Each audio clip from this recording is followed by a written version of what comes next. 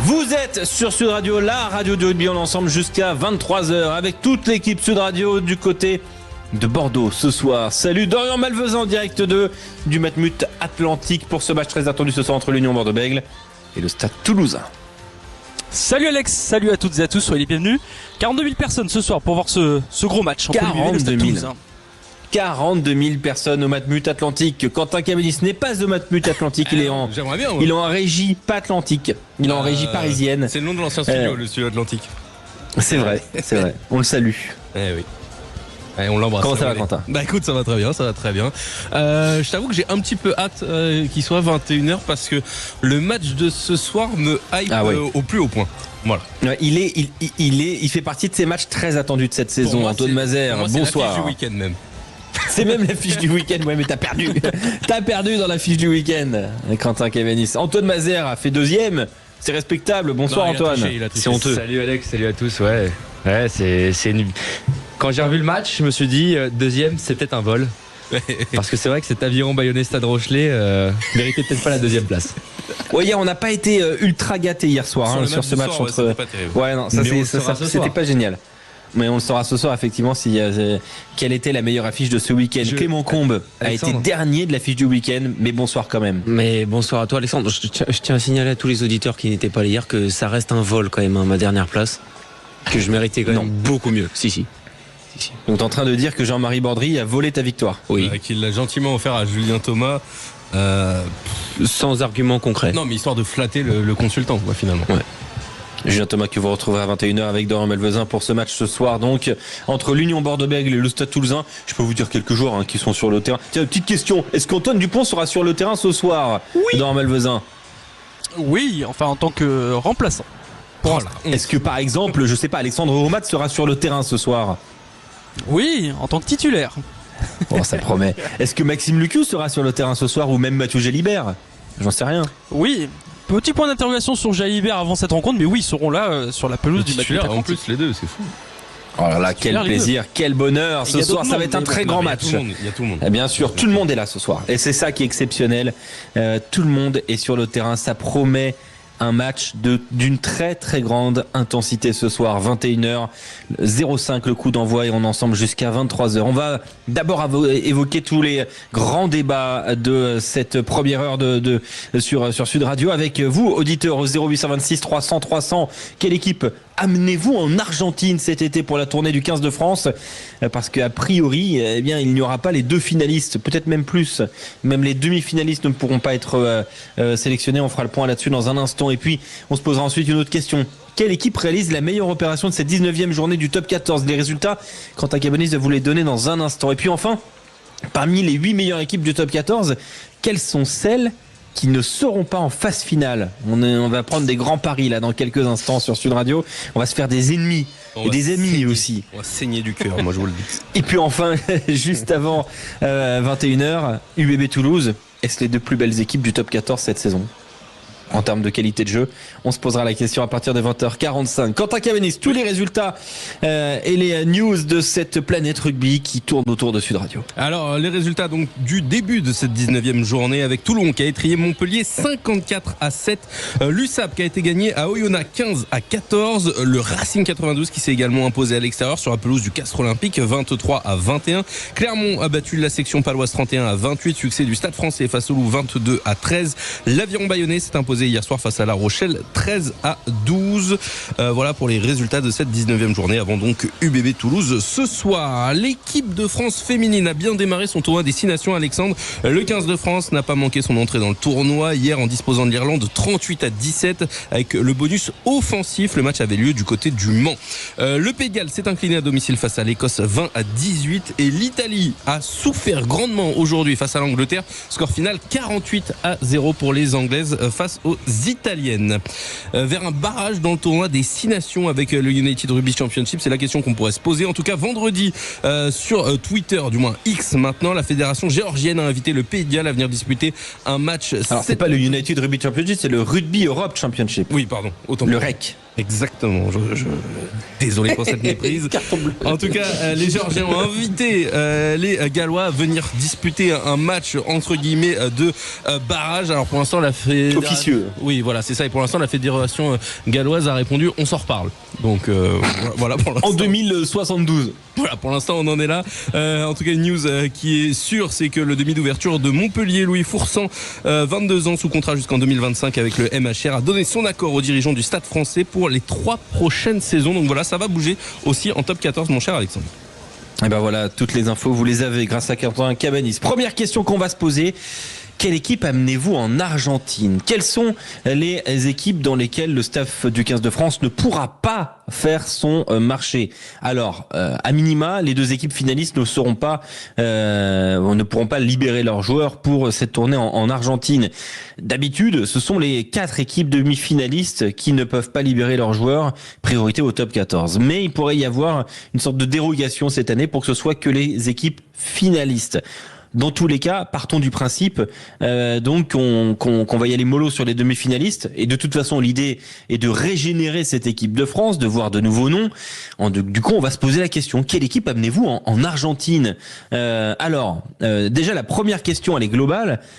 Faut-il renouveler complètement l'équipe de France ? Quels objectifs, en fait, quel est l'objectif de cette tournée en Argentine, selon toi, Antoine ? L'objectif, c'est le renouvellement, parce que si jamais tu décides justement par des questions déjà de matchs qui sont déjà très compliqués aujourd'hui avec le calendrier du top 14 et la reprise qu'il va y avoir, surtout en année de Coupe du Monde où les joueurs vont finir plutôt tard. Si l'objectif c'est de dire moi j'emmène pas les demi-finalistes, moi j'emmène pas les finalistes, forcément déjà tu t'enlèves presque 70-75% de ton effectif. Donc forcément a priori pour l'instant ce ne serait que les finalistes. En fonction de qui y va aussi en demi-finale, parce que si tu te parles là, ça a priori ce ne serait que les finalistes pour le moment. Parce que quand tu vois qu'actuellement l'UBB est 8e, bon sur le match de ce soir, mais ça t'enlève déjà, du moins s'ils vont pas jusque là, t'as quand même toute la ligne arrière quasiment qui peut être là. La question qui est dure, c'est qu'on est obligé de faire entre guillemets de se projeter dans le futur, sachant qu'on ne connaît pas les. Ou sinon on part du principe, on part du classement d'aujourd'hui. Donc ça veut dire qu'on met le Stade français et le Stade Toulousain en finale. Donc t'enlèverais Toulouse et les joueurs du Stade français. Donc Léo Barré. Ça fait moins de Parisiens que Toulousain. Et sûr que t'auras pas Macalou quoi. Voilà. Après. Ok.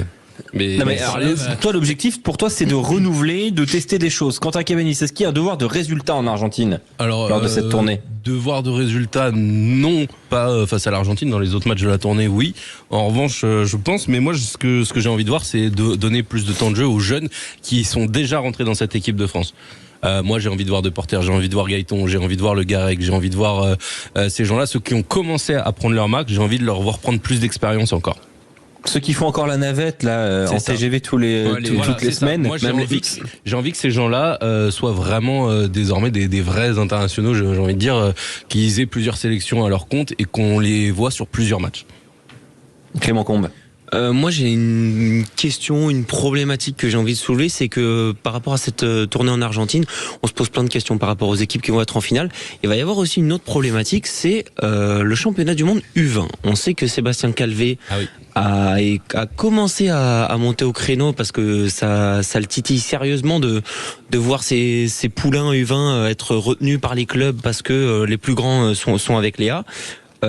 Si Fabien Galtier commence aussi à piller à coups de marteau ou je ne sais quel outil de jardinage dans le réservoir des U20, ça va commencer aussi à piquer dans les oreilles. Toi, tu ne prendrais pas du vin. Ouais, mais En fait, non, c'est juste qu'il va falloir essayer de trouver le bon équilibre entre un objectif de résultat. T'auras des Tulagi, des Atisogbe, je pense que eux, tu les verras avec l'équipe de France.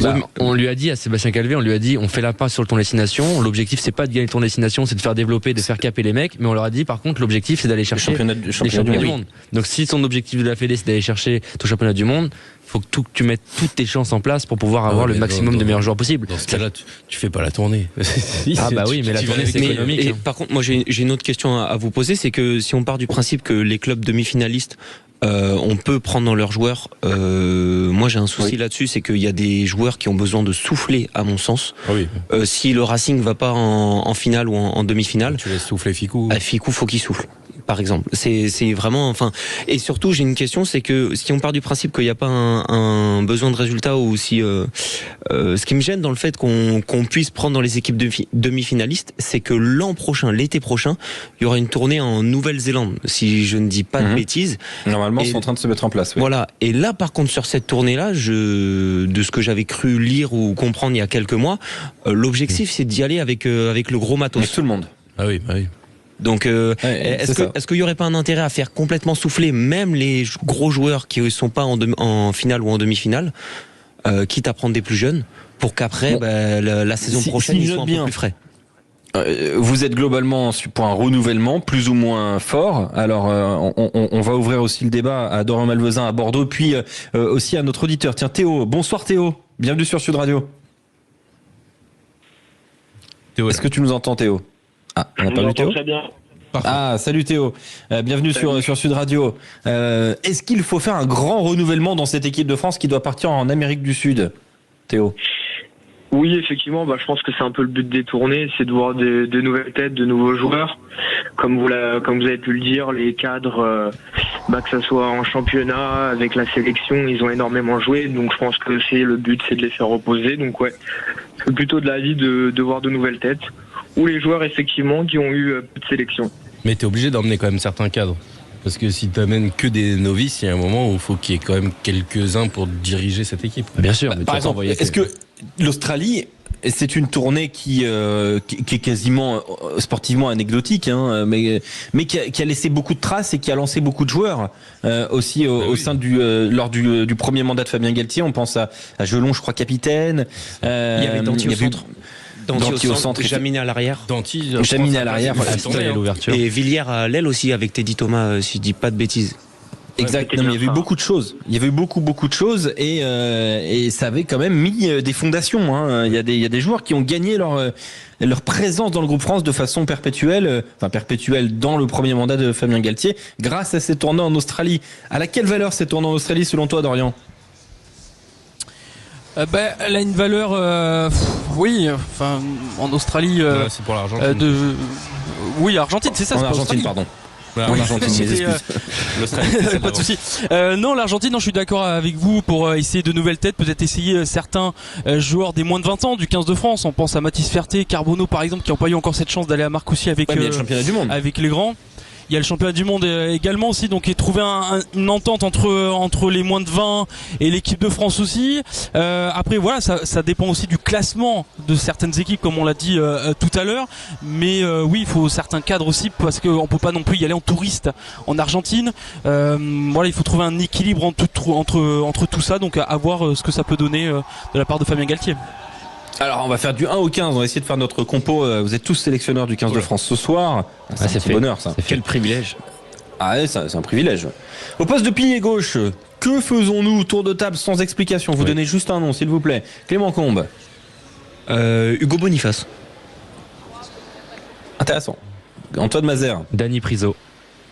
Dany Priso. Quentin Cabanis. Reda Vardy s'il est pas en finale.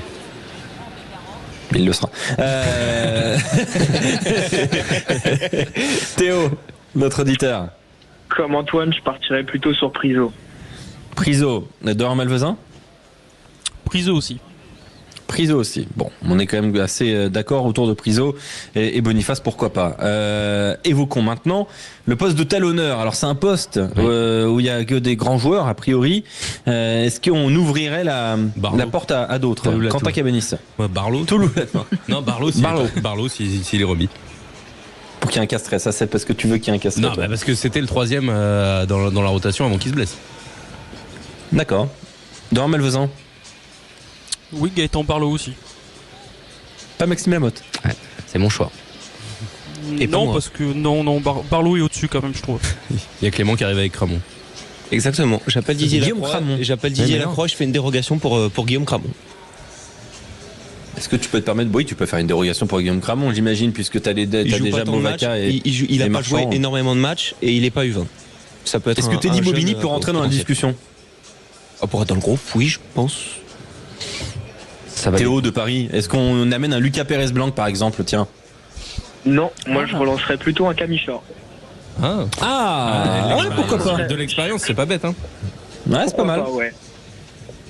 Intéressant. Kamisha, tiens, c'est une bonne petite idée. Au poste de pilier droit, alors là, pour le coup, on a du monde à envoyer, mais on a aussi du monde à envoyer en U20, donc c'est à voir. On envoie qui est titulaire de cette équipe de France qui part faire une tournée en Argentine? Antoine Mazer. Tatafou. Ah, joli. Tatafou, il aura le passeport? Je vais appeler la préfecture, là, je te tiens au courant, mais Il va aller à la préfecture.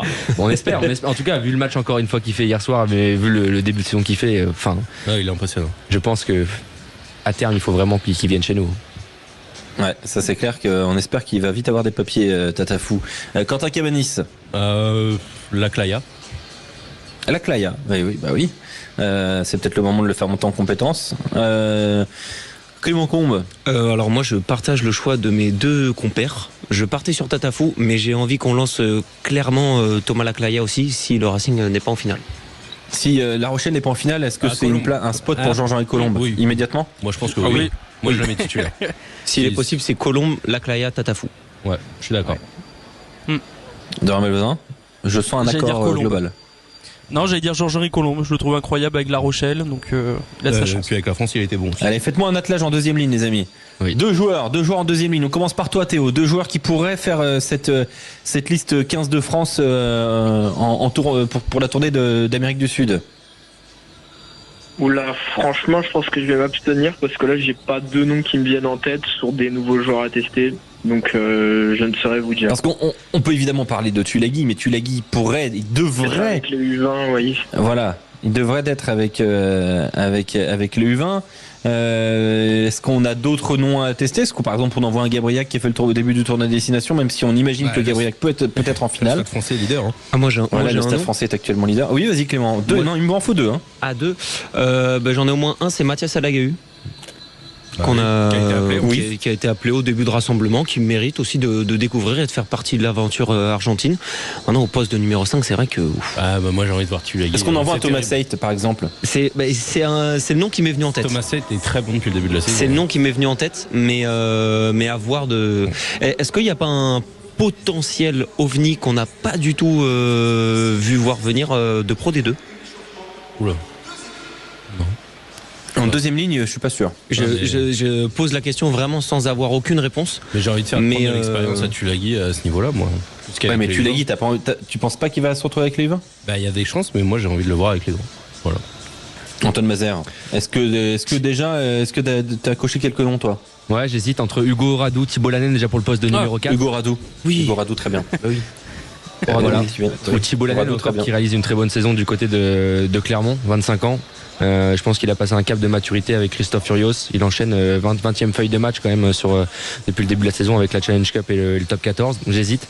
Et après c'est vrai que sur le poste de 5, c'est là où ça me pose plus de questions parce que il y a un profil qui peut ressembler à du Meafou Tulagi. Aujourd'hui ça n'existe pas, ou du Tao Fifenua. Boris Palu. Est-ce que tu prendrais Tao? Mais Tao c'est un éternel finisseur pour. Mais Tao, faut le faire souffler un jour. Bah ouais, c'est ça aussi. C'est un peu la question là au poste de numéro 5. Là, on rappelle Willem C. Il y a Thomas Lavaux aussi qui peut postuler si La Rochelle est pas en finale. Thomas Lavaux qui a fait. Mais c'est plus un 4. Aussi. Oui, voilà, c'est pour ça, c'est plus un 4 aussi. Mais c'est vrai que sur le poste de Rémi Piquet par exemple peut y être. Pourquoi pas? Pour lui offrir une sélection. Ouais, mais. J'ai l'impression que c'est là. C'est vrai que voilà, numéro 5, il y a une petite question à se poser. Allez, deux flanqueurs. On peut même faire une troisième ligne parce que bon, on sait que maintenant c'est un peu plus interchangeable les joueurs. Je peux vous donner quelques petites suggestions. On pense effectivement à Esteban Abadi, on pense à Jules Coulon, on pense à Le Corvec, à Mathéo Le Corvec à Judicael Cancorier, effectivement. On pense aussi on pense à Pierre Beauchaton, on pense à Mathieu Rigoyen, à Maxime Bodon, à Anti Memri, Kylian Tixeron s'il fait pas les JO. Kylian Texuron effectivement, du côté donc de Bayonne aussi il y a Pierre Huguet.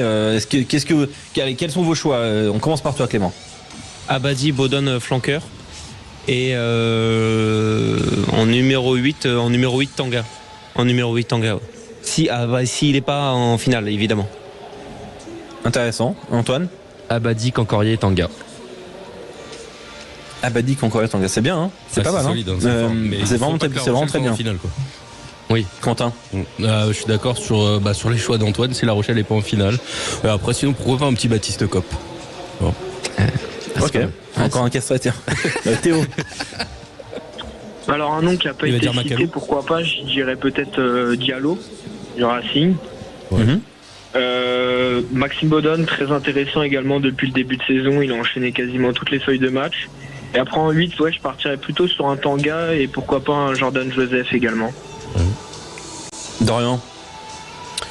Tanga Cancorier, je le trouve incroyable. Et s'il est pas avec les moins de 20 ans, peut-être Gazzotti. S'il n'est pas avec les moins de 20 ans, effectivement, Marco Gazzotti. Il me faut une charnière, qu'il faut relancer ou qu'il faut lancer. Quentin Cabenis. On veut voir le Garec. Mais bon, faut pas qu'il soit en finale déjà. Tu veux voir le Garec? Je veux voir le Garec, oui. Moi, je veux voir quelqu'un d'autre.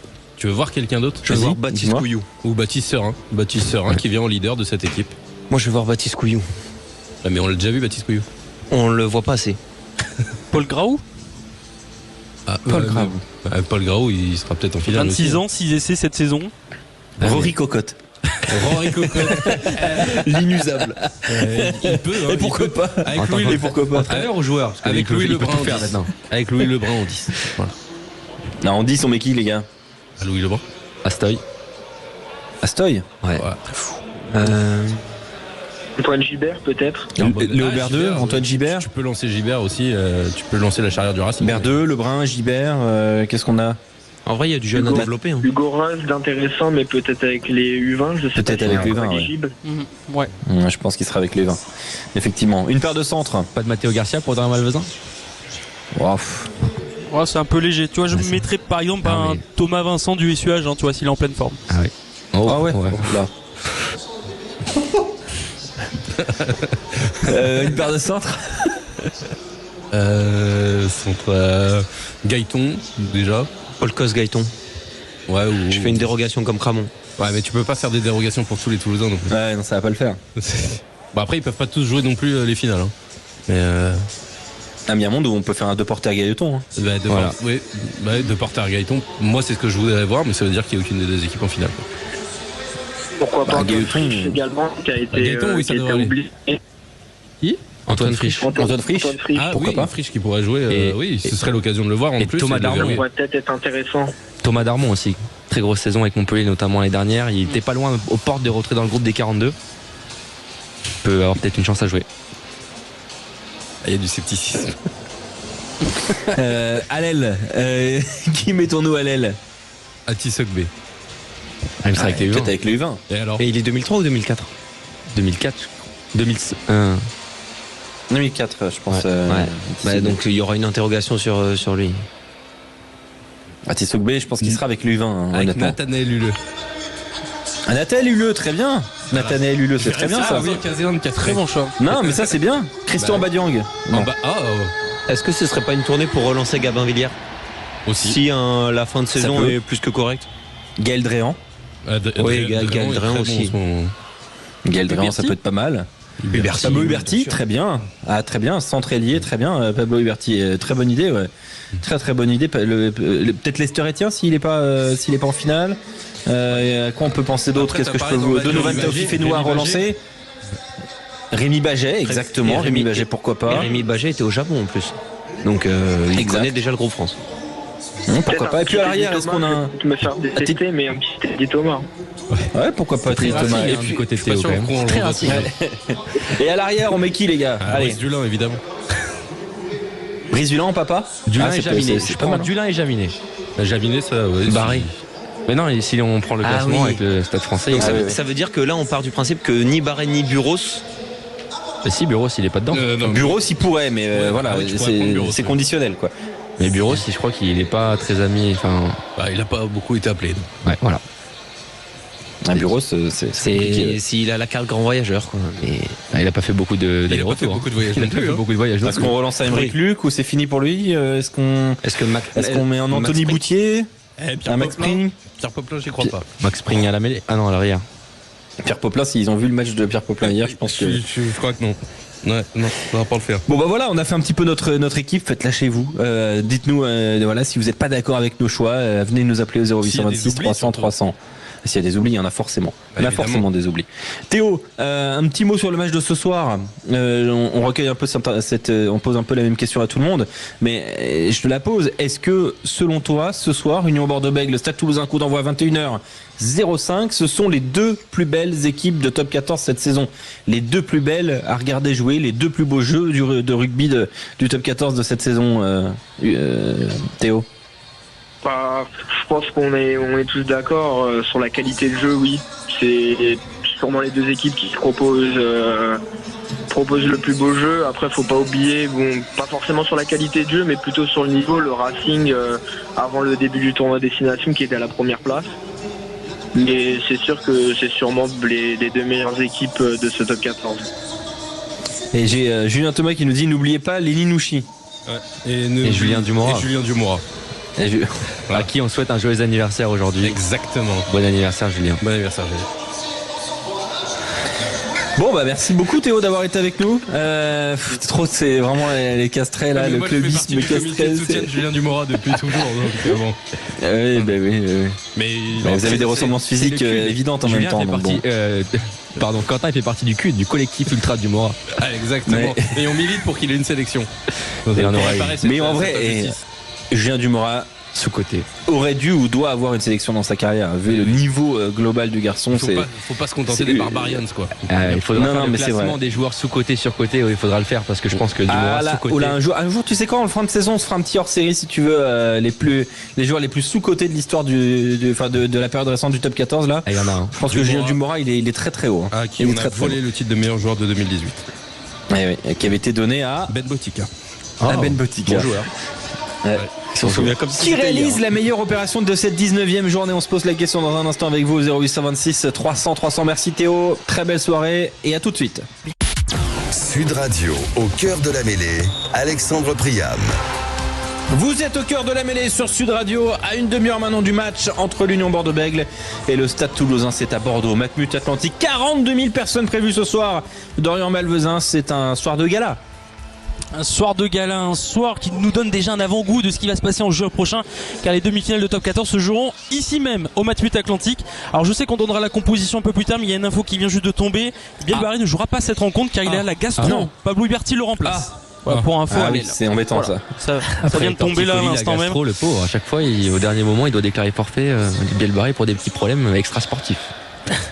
Merci beaucoup Antoine pour cette précision. C'est terrible. Vraiment, celle-là, c'est une de tes plus belles interventions après Thomas Darmon. Au Pays de Galles notamment, ça l'avait embêté. Ils avaient dû rappeler Baptiste Lebel en urgence. Merci Antoine. Il a donc une gastro. Ça arrive. Ça arrive au meilleur. Ça reste chiant. Ah oui. C'est lequel le dire. On va évidemment parler de cette 19e journée, les résultats Quentin Cabanis de la 19e journée du top 14. Et on va se poser ensuite la question, quelle équipe réalise la meilleure opération?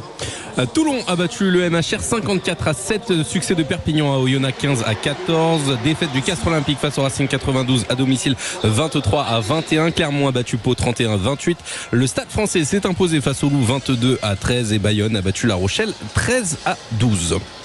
Qui a réalisé la meilleure opération de cette 19e journée, Quentin Cabanis?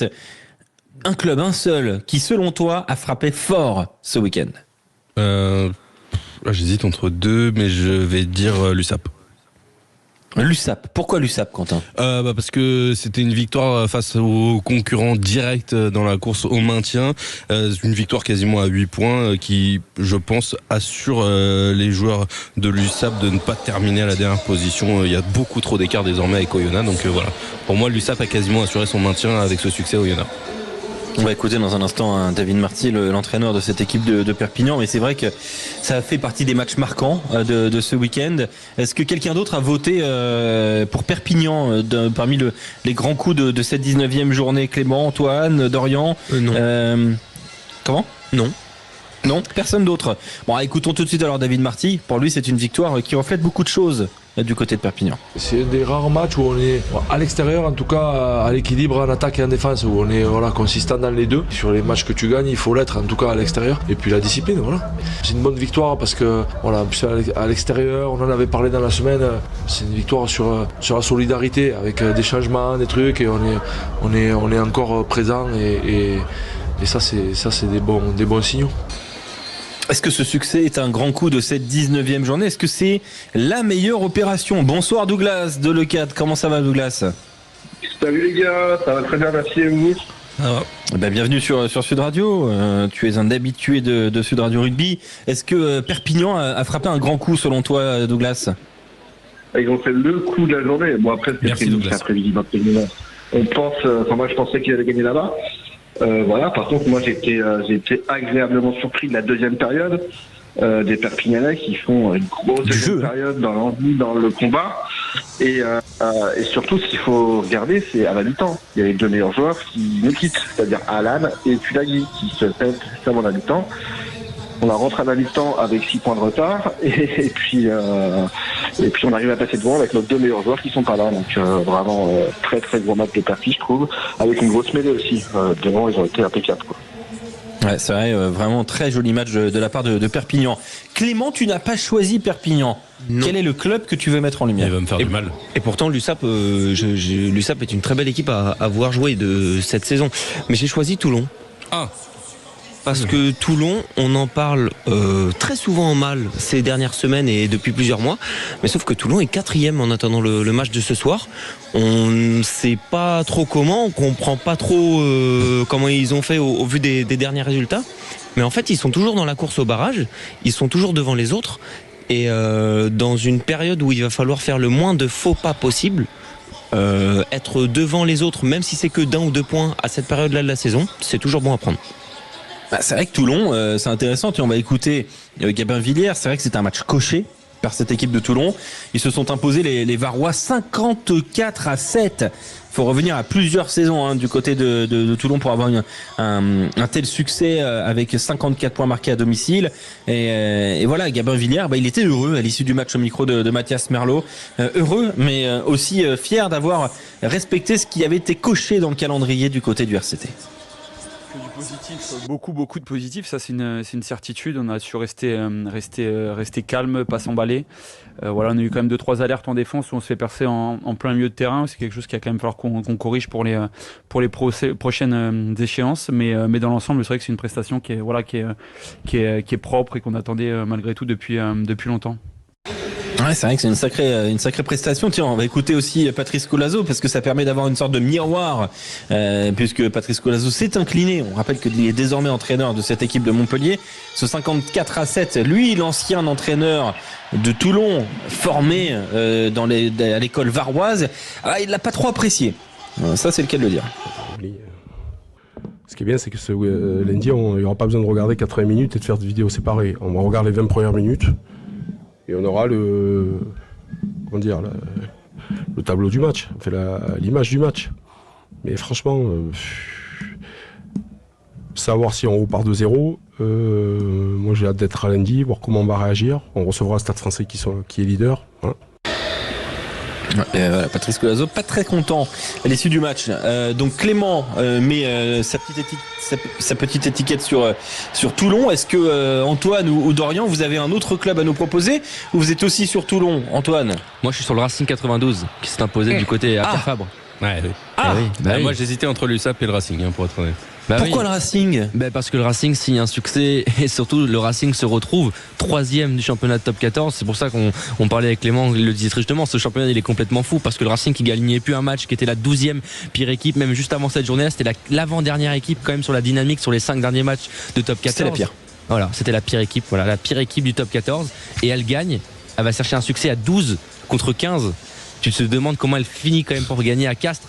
Une petite tête d'étarné quand même. Il y a 2-3 hommes du côté de Castres qui sont un peu coupables. C'est des agents infiltrés, t'es en train de dire? Non, mais il y a eu du sabotage. Pourquoi Pierre Popelin, Quentin? J'ai pas cité de nom. Ah, pardon. Mais le Racing qui trouve de la confiance à l'extérieur, j'ai l'impression que ça va beaucoup mieux. En tout cas, c'est quand même sur les dynamiques la deuxième équipe à l'extérieur depuis le début de la saison. Même s'ils restaient sur 4 défaites consécutives, ils arrivent à retrouver un petit peu de confiance. On sent que vraiment les internationaux leur ont fait du bien. Ils avaient besoin. Est-ce que vraiment il y a de la maîtrise dans ce match? Moi je vois zéro maîtrise. Hein. Bah non, quand tu prends 4 jaunes en deuxième mi-temps, non. C'est pour ça que je suis pas sûr. Opération comptable, oui, mais enseignement zéro. Oui, mais c'est pour ça, c'est le coup. C'est arriver à faire un coup avec toutes les erreurs que tu fais, avec dans la galère dans laquelle t'es, arriver à sortir dans une mission suicide dans laquelle étaient les hommes de Laurent Travers, les hommes de Stuart Lancaster, arriver à sortir la performance entre guillemets, je parle comptablement, et se replacer 3e, c'est un miracle. Mais faire un miracle, pour moi, c'est faire le coup de la journée. Parce que le Racing qui se retrouve à 48 points, 48 points aussi. 48 points, plus 2 sur Toulon, plus 2 sur La Rochelle, plus 3 sur Castres qui sont dans le top 6. Bah déjà, pour moi, c'est réussi. Dorian Malvezin, tu es le dernier à t'exprimer sur ça. Quel est ton choix du coup? J'avais le Racing, mais il pique toutes mes idées. Antoine Mazère. Je te laisse parler, je coupe mon micro. Non. Merci. Non, je vais changer. Tiens, je vais prendre le Stade Rochelais parce qu'on pensait voir une équipe du Stade Rochelais repartir, tu vois, un petit peu de l'avant après ces 2 magnifiques victoires face au Stade Français Paris, face à l'ASM Clermont. On a l'impression qu'à chaque match on dit ça va être un beau test pour La Rochelle, on l'a dit pour le Stade Français. C'est pas la meilleure opération. La question c'est qui réalise la meilleure opération. Si tu me dis La Rochelle, on va avoir un problème là. Non, je reste au Racing alors. Ah oui, parce que j'avais pas compris la question, pardon. Et puis il faut répéter la question. Puis La Rochelle c'était pénible. Ah oui, puis alors le match était très très compliqué. Douglas de Le4 reste avec nous. Je vais vous donner le classement des 8 premières positions. Alors, j'aurais pu inclure le 9e Clermont, voilà, mais bon, on va s'arrêter au top 8. Stade Français 59 points. Stade Toulousain 2e 55 points avec un match en retard. Il est ce soir au Matmut de l'Atlantique et ce sera en intégralité sur Sud Radio. 3e le Racing 92, 48 unités, 46 points pour Toulon 4e, 45 pour Castres 5e, même nombre de points pour La Rochelle 6e, pour Pau 7e, pour l'UBB 8e avec un match en moins. Donc on a donc 4 clubs à 45 points, un club à 46, un club à 48, un club à 55 et un club à 59. Dans ce top 8 là, il faut 2 clubs qui ne participeront pas aux phases finales. On enregistre tout et on vous remettra ça dans le visage à la fin de la saison. Là, c'est les grands paris. Si on prend des grands paris, les grands paris, c'est maintenant 2 clubs que vous sortez du top 6 qui ne feront pas les phases finales. Et on commence par toi, Douglas de Le4, notre auditeur Sud Radio. Tu es courageux. Tu es le premier à t'élancer. Qui sort? Je pense que Pau sera pas parti. Et je suis très déçu de le dire, mais je pense que le Castres Olympique ils font pas partie non plus, alors que j'adore cette équipe et ce club. Mais je les vois pas. Ou peut-être Toulon, tiens. J'entends le haut là, ouais, peut-être. Allez, on va dire Pau et Toulon, parce que Castres, le cœur me dit. Pau et Toulon. Très bien. Toulon, ouais. Tu sais que ça nous appelle là du Béarn. Hein. Ça nous appelle du Béarn. Hein. Bonsoir Fabrice. Bonsoir. Fabrice Doloron Sainte-Marie. Alors, il l'a fait rentrer comme un catcheur. Fabrice, bonsoir. Auditeur Sud Radio. Alors, depuis une demi-heure. Douglas de Le4 nous dit que la section paloise et le RCT ne seront pas dans le top 6 à la fin de la saison. Qu'est-ce que tu nous dis, Fabrice? Vous allez être surpris, mais c'est à peu près ce que je pense aussi. Si vous m'en demandez 2. Ah ouais. Moi je pense que Toulon avec ça respire pas quand même. Alors moi j'ai été surpris de l'ampleur du résultat de Toulon ce week-end. Ah mais tout le monde. Hein, parce que tout le monde, t'inquiète. Montpellierin aussi, je crois. Ouais. Oui aussi, ouais. Mais je veux dire, ça respire pas quand même la sérénité dans ce club, quoi. Donc j'ai été surpris. Ça m'a pas rendu mécontent. Hein. J'aime bien Toulon, y a pas de problème. Mais je les sens un peu trop jouer au yo-yo, quoi. Ça manque de régularité. Et Pau, j'ai l'impression que ils n'arrivent pas à passer ce cap supplémentaire, quoi. Voilà. Est-ce que Pau a atteint son plafond? Non. Moi je me demande, Pau me fait un peu penser à la saison dernière de Bayonne, quoi. Tiens, j'allais y venir. C'est intéressant ce que tu dis, Fabrice. C'est intéressant parce que je l'avais pensé aussi, donc forcément ça rajoute du crédit à tes propos. Je rigole bien évidemment. Fabrice Doloron Sainte-Marie et Douglas de Le4 mettent Pau Pau et Toulon dans la charrette. Pas moi. Est-ce que la charrette c'est la même, Quentin? Non, la tienne? Non, et ça va me faire encore plus de mal ce que je vais te dire. Mais je vois le Castres Olympique et la section paloise en dehors des 6. Le Castres Olympique, 3 défaites déjà à domicile cette saison. Je pense que c'est trop pour aller dans le top 6. Voilà, je pense que le Castres Olympique a laissé passer sa chance. Mais tu mets quand même toi aussi la section dans la charrette. Hein. Oui, mais la section qui, je pense, quand même a un moins bel effectif que l'Union Bordeaux-Bègles. Donc je vois pas l'UBB en sortir et je pense que Toulon est mieux armé encore que la section pour rester dans ce top 6 et a une petite avance. Donc Clément Combe, hier tu as commenté la section paloise à Clermont. Oui. Est-ce que t'as vu des choses depuis le début de la saison qui pourraient te faire penser que nos 3 acolytes, Quentin de Sud Radio, Douglas de Lecat et Fabrice de Laurent Sainte-Marie, ont tort en mettant Clermont dans la charrette? Est-ce que dans ta charrette, en mettant Pau, pardon, est-ce que dans ta charrette, il y a Pau, toi? Alors moi, dans ma charrette, il n'y a pas Pau. Il va dire Toulon et Castres et ça. Moi, je peux vous dire que le Garec, il va aller en Argentine parce que je mets pas le Racing. Tu mets pas le Racing dans les 6. Mais je suis totalement d'accord. Je mets ni le Racing ni Castres. Je vais m'expliquer. C'est les deux équipes on va te retrouver. Qui sont le plus friables à domicile cette saison. Le Racing, ça fait des années, mais Castres, c'est très compliqué. Ouais. Le Racing joue sa dernière journée à La Rochelle. Et je pense que Pau, au vu de ce qu'ils ont montré contre une équipe de Clermont qui était dans l'urgence et tout ça, Pau jouera sa qualif à l'avant-dernière journée à l'Arena.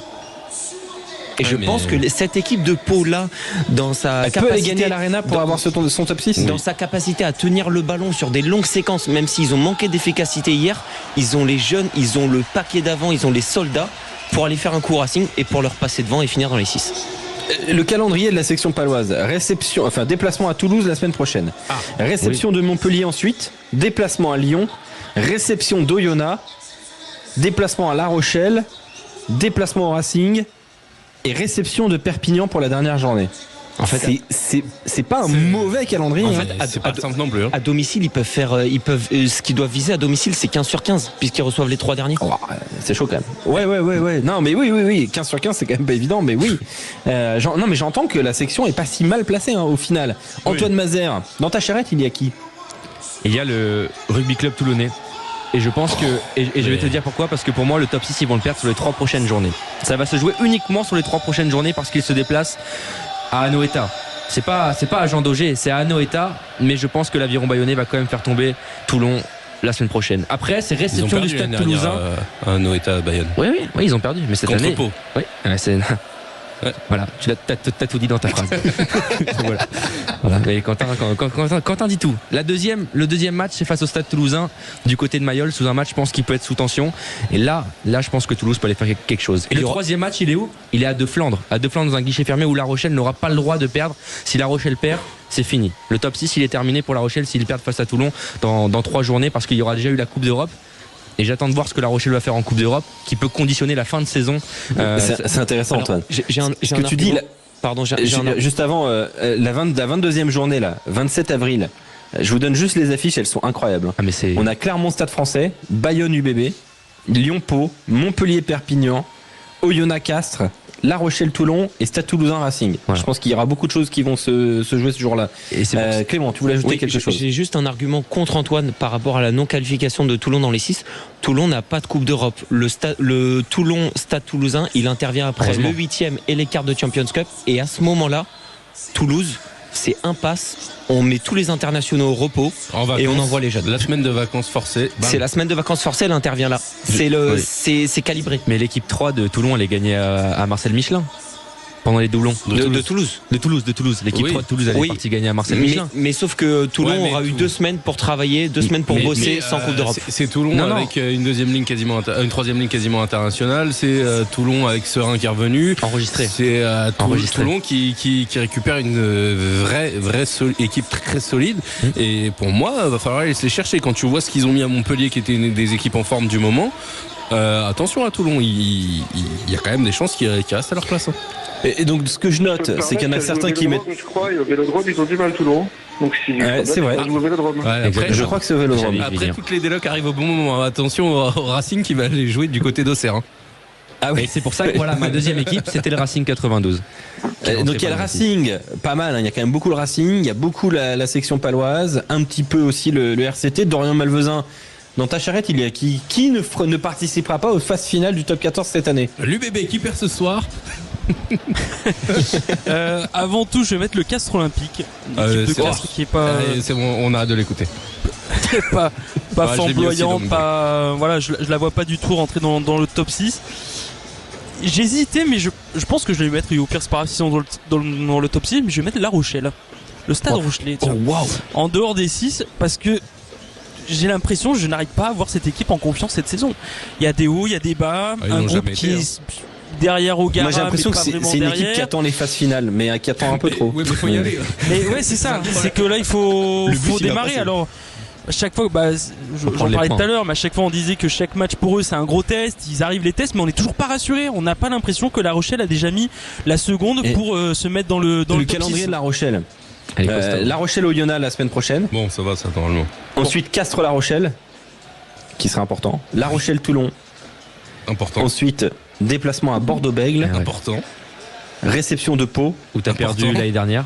En fait, déplacement à Toulouse. Ouais, c'est ça.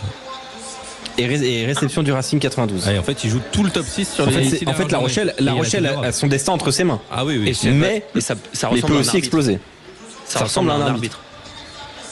Oui, mais après, l'arbitre peut se qualifier. Ah oui, non, mais ce que je veux dire, c'est qu'ils peuvent décider d'éliminer les autres les semaines après les autres. Ah bah tout à fait. Ou se faire éliminer même. En tout cas, au global, et j'ai l'impression qu'on est tous d'accord là-dessus, feront les phases finales avec certitude le Stade Français Paris, le Stade Toulousain et l'Union Bordeaux-Bègles. Là-dessus, on est tous d'accord, les trois. C'est fou qu'on est tous. Alors que l'UBB est actuellement 8ème, hein. Mais bon, avec un match en retard, mais. On est tous d'accord pour que ces trois équipes. Ça se trouve, tu le fais à 23h et puis personne ne fait la même chose. C'est ça. Ça dépend du score de ce soir aussi. Ouais, mais le calendrier de l'UBB quand même, il est abordable. Tu peux le répéter. Tu l'as, je pense, le calendrier de l'UBB. Ouais. Le calendrier de l'UBB, il est abordable. C'est peut-être le bon mot. Effectivement, déplacement à Lyon la semaine prochaine, réception de Clermont, déplacement à Bayonne, réception de La Rochelle, déplacement à Paris. C'est pas facile ça. Déplacement à Perpignan et ça termine par une réception d'Oyonnax. Donc et puis même s'ils perdent, ils sont quand même égalité avec normalement à la maison, ça peut faire le taf. Ouais, a priori l'Union Bordeaux-Bègles effectivement un calendrier je dirais pas non plus ultra favorable, mais plus abordable que certains. Est-ce qu'on est d'accord, Fabrice et Douglas? Est-ce que Stade Français, Stade Toulousain et UBB, c'est sûr ça fait les phases finales? Fabrice? Oui. Je voulais juste te rajouter quelque chose par rapport à tout à l'heure. Vas-y. Le match qui pour moi va être déterminant pour Pau et qui me fait très peur, c'est à Lyon, parce que Lyon va jouer sa Pau justement, et que les Palois là-bas à Lyon, ils n'ont pas souvent réussi. Et ce match-là me fait très peur. Voilà. Ah mais c'est pour moi. Ah mais bien sûr, mais dans la charrette, effectivement. Douglas. Moi je suis d'accord avec ça, juste me poser la question, le calendrier du Stade Français, parce qu'ils ont beaucoup d'avance, il n'y a pas de souci. Tu le veux? 14 points d'avance quand même. Ouais, je veux bien. 14 points d'avance sur la 6ème place, effectivement, mais je vais te le donner quand même. Réception alors, on commence déplacement à Montpellier, réception de Bayonne, déplacement à Clermont, déplacement à Toulouse. Donc 3 déplacements sur les 4 prochaines journées, réception de l'Union Bordeaux-Bègles, déplacement à Castres et réception de Toulon. C'est pas non plus un calendrier facile. Hein. Non, mais ils seront dans les 6, je pense. Peut-être pas dans les 2, mais dans les 6. Peut-être pas dans les 2, mais dans les 6. On n'est pas là d'une surprise avec le Stade Français. Ça peut tout se passer bien pendant 20 journées, puis d'un coup d'un seul, ça peut arriver aussi. Hein. C'est possible. Une bagarre. D'un coup d'un seul, il y a des. Mais il y a des bagarres, il y a des soirées. N'oubliez pas qu'il y a Rory Coquette dans cette équipe. Et oui, et ça change beaucoup de choses selon Quentin Cavanis. Une dernière question une dernière question à vous poser. Ce soir, on a Union Bordeaux-Bègles, Stade Toulousain. Avons-nous les deux plus belles équipes de cette saison en termes de qualité de jeu produit? Fabrice. Ok. Pas loin. Ouais, je crois que c'est pas loin. Effectivement. Qui peut rentrer dans la discussion? Quels sont les clubs qui peuvent chatouiller un peu cette idée-là? Moi, je vais surprendre. Il va dire Castres. Oula, on va t'écouter après, Antoine. Fabrice. Quand il y a eu des hauts et des bas, quoi. Mais il y a eu la période quand le Racing, tout le monde a oublié qu'à un moment donné le Racing était leader. Hein. Oui, il survolait les débats. Maintenant cette équipe de Toulouse.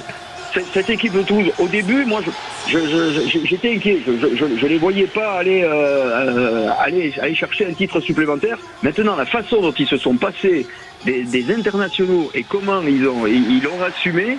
Je crois que là, on a quand même le groupe au moins, plus qu'en équipe, quoi. Le groupe le plus costaud, ouais, avec Toulouse et l'UBB en termes de jeu.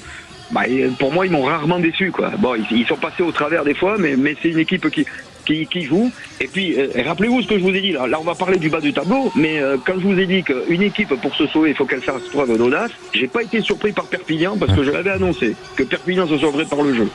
Et alors, Perpignan ne sera pas dans les 6, hein. mais ouais, UBB Toulouse, pour moi, pour moi, c'est peut-être parmi les 2-3 plus belles équipes, ouais, je pense, ouais. Antoine, c'est pour ça que je les mets dans le coup. Moi, c'est l'USAP, parce que quand tu vois le match. L'USAP, ça joue mieux que le Stade, ça joue plus beau, je parle d'esthétique, et de construction de jeu. Ça s'assoit à la table. Est-ce que ça s'assoit à la table vraiment du Stade Toulousain de l'Union Bordeaux-Bègles? Cette saison, oui. Je pense. Voilà. Je pense, je dis pas que c'est aussi pragmatique, je dis pas que c'est aussi fort, je dis pas que c'est aussi il y a autant de qualité, mais les intentions de jeu sont similaires pour moi. Et pour une équipe qui joue le maintien, je trouve ça juste admirable, déjà dans un premier temps admirable, et je trouve ça respecter le rugby, respecter le jeu, respecter la valeur, l'identité club. Et juste pour ça, moi, c'est ça que je regarde. Faut se souvenir de l'UBB quand il y avait tous les internationaux de présents, ça envoyait du jeu de partout, c'était mais tous les internationaux de présents. Est-ce que Perpignan, tu vois, ils se disent pas, et on va attendre qu'il y ait des grands joueurs, on va attendre qu'ils, tu vois, avec leur petit budget, leur petite qualité, ils arrivent à faire des choses extraordinaires. J'ai pas envie de dire, il faut qu'il y ait des All-Stars, des Galactiques dans mon équipe pour pouvoir produire du beau jeu. C'est pas des All-Stars, c'est quand il te manque c'était 6 joueurs de ta ligne arrière. Forcément, ça change beaucoup. Si te manque des joueurs, si t'anticipes pas les doublons, c'est qu'il y a un problème dans ton recrutement, il y a un problème dans ta construction d'effectifs. Mais si t'es pas capable de faire le même jeu. Mais là, on parle de l'UBB avec ces joueurs-là. C'est sûr que le jeu, c'est différent. On parle au global pour la saison. Est-ce que l'Union Bordeaux-Bègles et le Stade Toulousain sont les deux plus belles équipes du top 14 cette saison en termes de rugby produit? Et d'ailleurs, ça amène aussi une autre question. Est-ce que l'attaque est le seul prisme pour considérer la beauté du jeu? Non. C'est une question philosophique. Là, c'est la première et la troisième meilleure attaque, de toute façon. Clément, avant d'aller vers toi, Douglas de Lecat, est-ce qu'on est d'accord pour mettre donc du coup l'Union Bordeaux-Bègles et le Stade Toulousain tout en haut? Est-ce que toi aussi tu estimes que Perpignan peut rentrer dans la discussion? Alors, faut pas qu'on dise que c'est une saison où il y a eu la Coupe du Monde, il y a eu le tournoi, donc on n'a pas vu les équipes au complet très très longtemps. Mais en Coupe d'Europe, on a vu les équipes au complet, et en Coupe d'Europe, Toulouse et Bordeaux, il n'y a rien à dire, et c'est les équipes qui ont produit le plus de jeux que les Leinster. Donc là, je parle carrément en Europe. Donc au niveau français, il n'y a pas de souci, Toulouse et Bordeaux sont celles qui produisent le plus de jeux. Après, si on parle de la défense, on voit que le Stade français, sa défense sort aussi. Oui, exactement. Tiens, on accueille aussi un troisième auditeur, Ludovic de Mont-de-Marsan. J'avais l'habitude de dire Ludovic de Rochefort, mais désormais, c'est Ludovic de Mont-de-Marsan. Bonsoir Ludovic. Salut Alexandre, salut toute l'équipe. Salut Ludovic. Tu vas nous accompagner jusqu'au coup d'envoi de ce match ce soir entre l'Union Bordeaux-Bègles et le Stade Toulousain. Est-ce qu'on a ce soir sur le terrain les deux plus belles équipes en termes de qualité de jeu produit? Écoute, sur ce qu'on a vu sur début de saison, sans compter les doublons, on va dire oui. Même sur les doublons, quand on voit la jeunesse toulousaine faire des étincelles, notamment à Clermont, forcément, on a envie de dire oui. Bon, le Stade Toulousain, on connaît sa philosophie de jeu, jeu de main, jeu de Toulousain. Bon, ça avance, c'est une UBB avec ses galactiques derrière. Forcément, ça va vite, ça a du punch. C'est très très agréable à regarder. Question. Clément Combe. Tout à l'heure, quand j'ai dit est-ce que l'attaque est le seul prisme pour considérer la beauté du jeu, tu m'as dit non, il me semble. Oui. Dis-moi en plus.